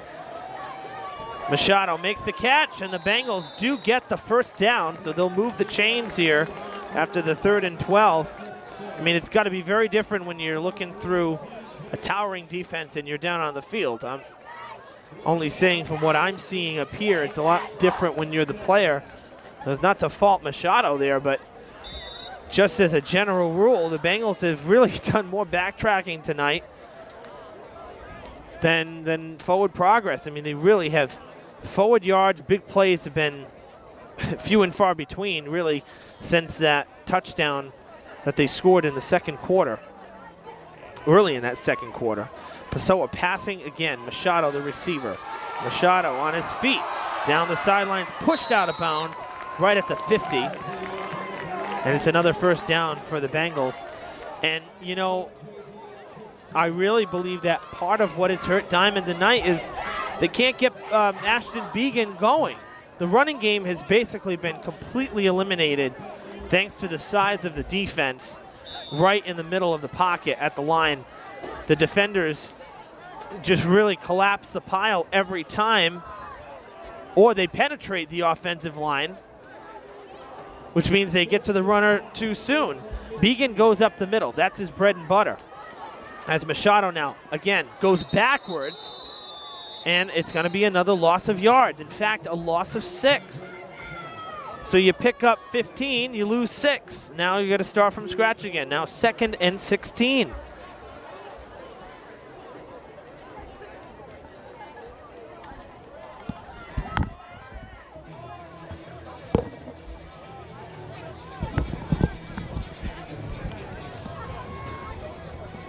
Getting back to the run, I mean, Began, as I said, his bread and butter is up the middle. Well, penetrating this defense up the middle is not going to happen tonight. So either going to hopefully try to make an adjustment. I mean, Began is basically turned into a receiver. Even though he's in the back, we've seen him line up as a slot receiver a couple times. He has had little opportunity to do much in this game. Strollo gets the catch on that far side. It's a pickup of 7 yards, and it'll bring up a 3rd and 8. Or rather, 3rd and 9, excuse me, 3rd and 9. So Strollo makes the catch, gets 7 yards back. They're into Mashpee territory, but a 3rd and long coming once again for the Bengals. We see Branch coming out. Number 7, Sakeem Branch. Machado is on the sidelines. Oh, now Branch coming back out. So some changes being made on the fly here. Machado will head back out now. And the clock continues to roll. And in a game that unfortunately already seems out of reach. I'm sure the Bengals fans don't want this one to end too soon because they know that their team may not win it, but at the same time, it's been a long game, folks. One of the longest games of the season. Pessoa under pressure. Pessoa going down for a loss of 10 on the sack. Actually, it's a loss of 11. Brings down 4th down and 20.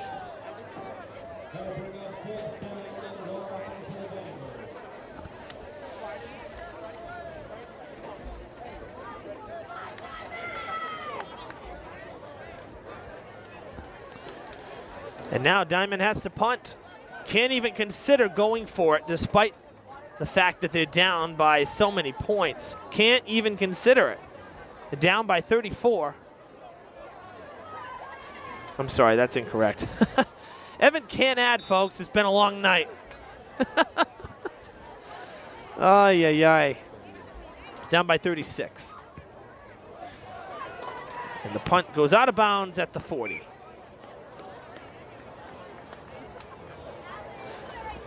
So knowing that you're down by 36 points, which is 5 touchdowns, you still can't go for it, unfortunately, which is why they had to kick the punt. You go for it on 4th and 20 and you miss and you're on your own side of the field. That does absolutely nothing for you. So the Bengals had to punt it. Bad news is it didn't go very far. Only to the 42 of Mashpee. So they're starting right in that midfield section and have great field position. Now, very rarely do we see the clock roll in between, and sometimes when there's a major blowout like this, we'll see the clock roll no matter what. It's been a very, very long game. And I wonder if the coaches and officials spoke during the half and said, you know, keep the clock rolling. We have seen that before in blowouts, that they just keep the clock rolling no matter what. I mean, this really is theoretically out of reach. Anything can happen. Obviously, it's live sports. But the realistic side, it's about probably a 3.5%, 5% chance of a comeback here with the way Mashpee's been playing and with the deficit and the time that's left. Taking into account all those factors, it's not something that you would expect to see. So it's very possible that the officials and coaches spoke about just keeping the clock rolling, because I've never seen the clock be moving after a punt that went out of bounds and it was still rolling. So we'll continue to watch that too.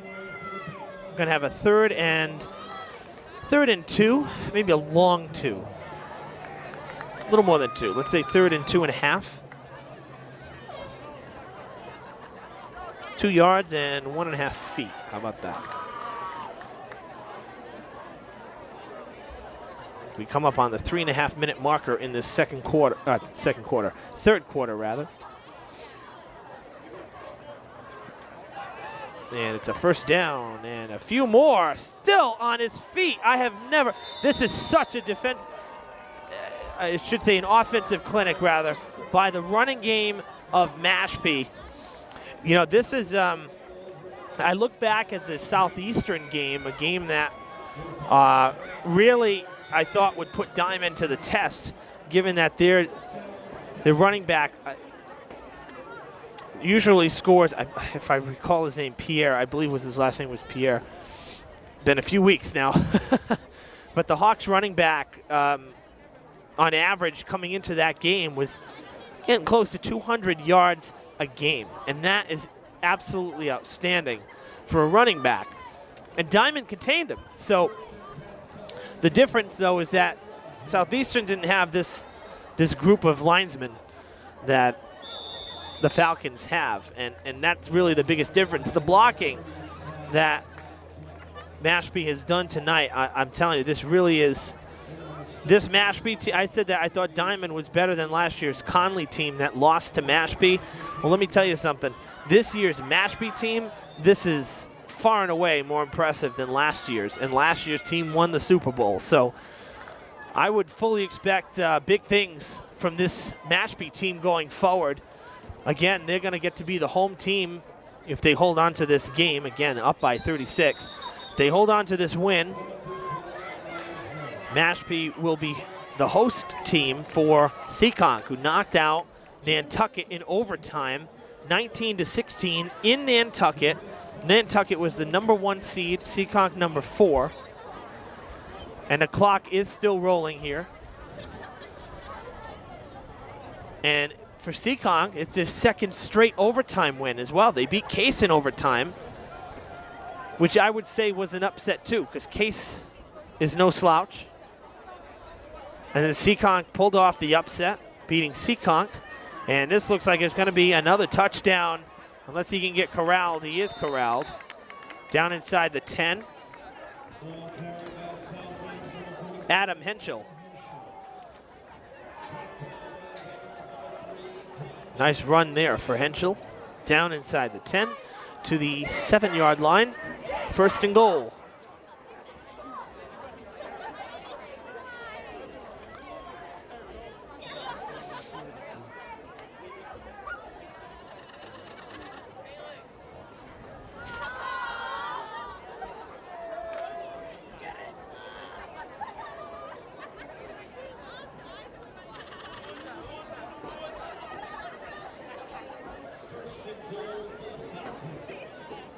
There is a flag. No signal yet for a touchdown. Holding on the offense, and that'll back them up. I'll tell you, I said in the open, if you've been watching this game from the start, I said in the open that I fully expected this to be a back-and-forth game, much like Diman's game against Case in Week 2. I did not expect a blowout like this. And I said that I expected it to be the closest and most exciting game of the season. Now, won't say it hasn't been exciting because we've seen a lot. Unfortunately for the home team, it hasn't been a lot of their stuff that we've seen, but we have seen a lot of exciting plays and moments. But the fact that it has been a blowout really is surprising to me. But my predictions, I don't tend to do very well with predictions anyway. And honestly, most people wouldn't ever admit this, but I have no problem being proven wrong, because for me, that's the beauty of live sports, is you just can't predict them. So I actually am totally fine when I get proven wrong, because then it surprises me, number one. And number two, it again, it just continues to drive the point forward that you can't write the script when it comes to sports, because it's live and you just never know what's going to happen. You could analyze and predict and say whatever you want to try to justifiably make a claim that something is going to happen and something else is not going to happen. But no matter what you do, you can't do that. You can't write the script. You can try, you can theorize and, analyze, like I said, and try to assume something will happen. But that's why I love sports. Is you just never know. You can be completely surprised. And I will say I am not surprised that Mashpee is leading, because I did say I thought they would be the favorites coming into this, but I am very surprised by the margin of the lead. We are done with 3 quarters, though, and that was a very fast 3rd quarter. And now we're starting to see a lot of fans filter out of the stadium. 44-8, the score after 3, but Mashpee is looking for more. 2nd and goal from the 20. They were backed up because of a penalty. They were a 1st and goal, and then they got backed up. So it is 2nd and goal now from the 20 for them. High school sports provide an extension of the classroom where students learn to pursue excellence, the value of working with others toward a common goal, playing within the structure of established rules, discipline, loyalty, and emotional control. The MIAA urges you to demonstrate your support for these values and for our young people, by attending high school competitions in your community. Evan Massoud with you here on Fred TV Channel 9, and indeed, the reason that third quarter was very fast is that they did say, let's roll the clock throughout the rest of the night, because the clock started before anybody even got to the huddle, and that never happens when you start a quarter. So the clock will just roll no matter what the rest of the way, and we'll play through these final 11 minutes. But nonetheless, you know, aside from this blowout, Diman really has had a phenomenal season. This would only be their second loss. They did win the playoff game last week against Conley, so it has been a very good season for the Diman Bengals and Coach Winarski's first year as the head coach here. It's been a very good season, and they will play next week, because once you get eliminated from a bracket, your season is not over. You still get handed a game for however many weeks are left. This being week 9, Diman will get one more game next week in week 10, and then typically the Friday before Thanksgiving, most teams are off that weekend in order to prep for Thanksgiving. Diman will host their rivals this year, Greater New Bedford Folk.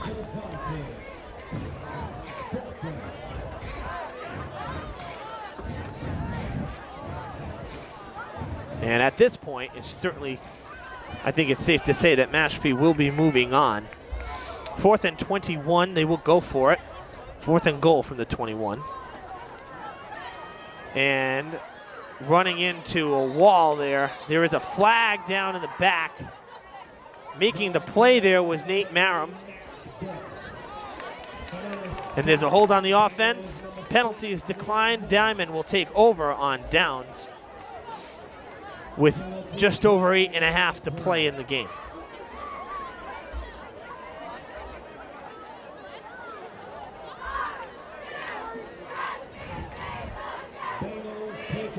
Now, we do not know where Diman will play next week.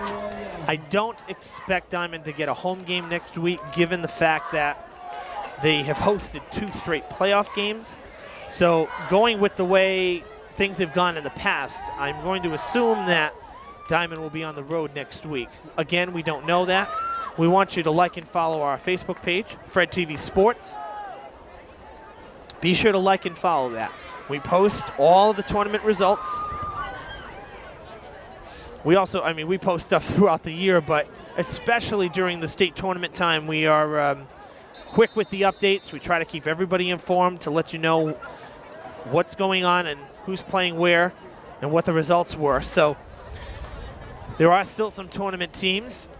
Be sure to like and follow that page. We'll also let you know the rest of the football results from this weekend, and we'll let you know the matchups coming up for next weekend. I can tell you that Durfee will be in Quincy for their final game of the year before heading to New Bedford. But as for Diman, we don't know exactly what Diman will be. So check the page, like and follow it on Facebook, Fred TV Sports. So with that said, it is very possible this will be Diman's last home game. And in fact, it would actually be their only loss at home this season. They've been perfect at home. Their only loss in the regular season was on the road at Mystic Valley, and that was a non-league competition, non-league matchup. It was not a Mayflower League game. So for Diman, they have been perfect at home until tonight. Oh, that's a fumble, and it is going to be recovered, I believe, by Diman. Very close. Kind of juggled it there. I didn't see anybody in the vicinity that could have jarred it loose. I think just didn't have control over the ball. And no gain on the play. So right back to the line of scrimmage. Brings up 2nd and 10. 7.5 to play.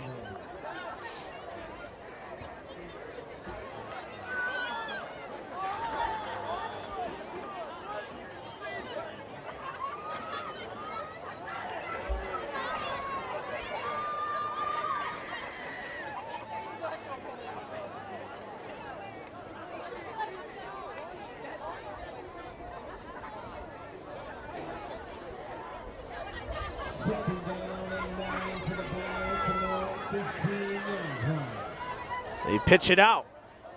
that is number 41. I believe that's J.C. King. It is King. Didn't want to look down during the play there, so J.C. King with a pickup, and now you're starting to see some of the subs getting some playing time. Began, I believe that's Began on the side. Oh no, that's Branch on the sideline. So Began is not on the sidelines yet. Oh yes, he is. I'm sorry.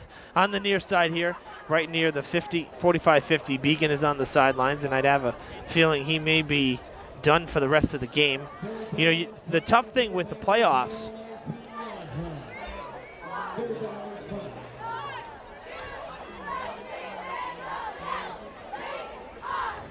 The tough thing with the playoffs, as King finds a seam, King down the sidelines, almost to midfield. The tough thing with the playoffs is that got to be careful when you have Thanksgiving games coming too. So you want to win playoff games, but you also don't want to leave guys in too long, especially in games like this where it's one-sided. You don't want a chance that somebody gets injured and then they can't continue in the playoffs, or they miss their Thanksgiving Day game. And I'm watching the sidelines now. Jordan Camillo, who went down hard, we had that injury timeout in the first half, got up under his own power, and he was down on the sidelines. Now he is on the bench in pain. He had to be helped to the bench, could barely even bend his knee. So that did not look good, and we wish Camillo nothing but the best. But when you see someone limping like that and in that much pain, you have to assume that it's a knee injury. And a lot of times, those are season-ending. So I don't want to speculate, but he was in a lot of pain, you could tell, and unable to walk under his own power. Couldn't even get up. He was sitting on the ground. They had to lift him up. So that would tell me there's a knee injury there, and unfortunately, that could it is possible that could limit him on Thanksgiving, just 2 weeks or so away, 2.5 weeks away. So again, we hope that he's okay. Never like to see anybody get hurt. I mean, it's part of the game. You put those pads on, that's what happens. It's part of the game, but still never like to see it, of course. Come up on 4 minutes to play. Again, the clock continuing to roll. No stopping the clock the rest of the way.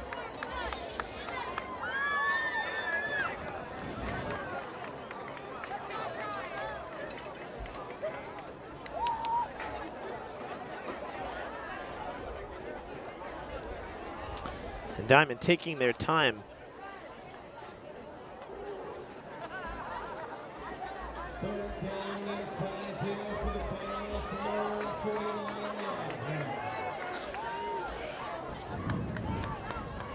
Looks like Pessoa is now, Pessoa's on the sideline, Machado's on the sideline. So the B team is in the game now for the remainder. A fumble.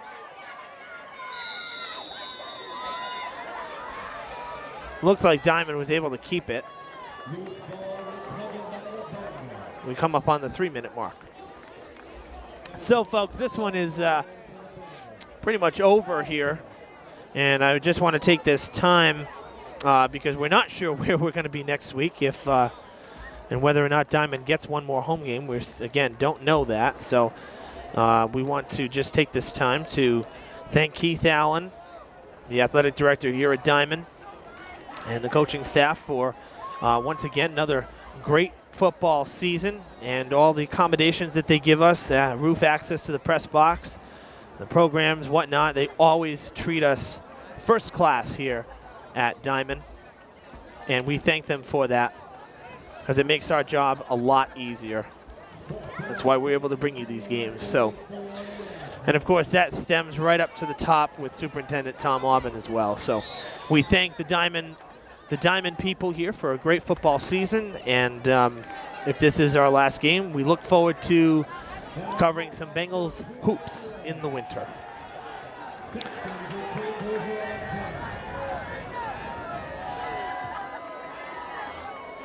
Mashpee will take over on downs. We're under 2 minutes to play in the game, with the score 44-8. And I would imagine that, given the score, we'll probably see the Mashpee Falcons take a knee. I think that's a pretty fair assessment. 90 seconds to play in the game. There's no reason to really run any other plays. And, you know, we respect that as well. That is, I think it's a good move, although they are lined up to run a play. And they will indeed run a play. Wow, I'm actually kind of surprised. I'm not going to lie, I'm pretty surprised. I mean, you want to play to the end, I guess. That's always the mantra, right, for a coach. Never give up till the end of the game. But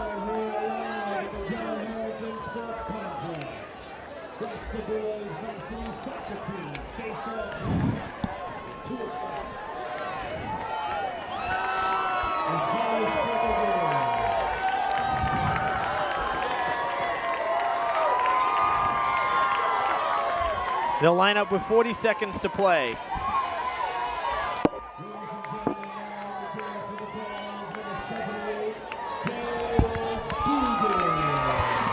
And with 30 seconds to play, 1st and 10, they'll take the knee. Actually, that was 2nd and 5. They did not update the scoreboard. That's going to do it. Mashpee's going to leave the field to celebrate. And the Diamond Bengals will leave the field as well. Handed a blowout loss here in the South D4 semifinal game against the defending champs, who, I'll tell you, look as strong as ever. They will face off against Seekonk in the South D4 finals. So that wraps up the playoff coverage in football here in 2016. Again, we're still waiting to find out where Diamond's going to be. So like and follow the Fred TV Sports Facebook page. We'll update that throughout the week. But we do have some soccer playoffs. Again, check out the boys soccer playoff. That is airing on Fred TV, rather. The Durfee boys in the playoffs against Natick. So you want to take a look at that game as well. Keep up to date with the Facebook page. I can't stress that enough. It's the best way to keep finding out where your teams are playing. We keep it updated all the time.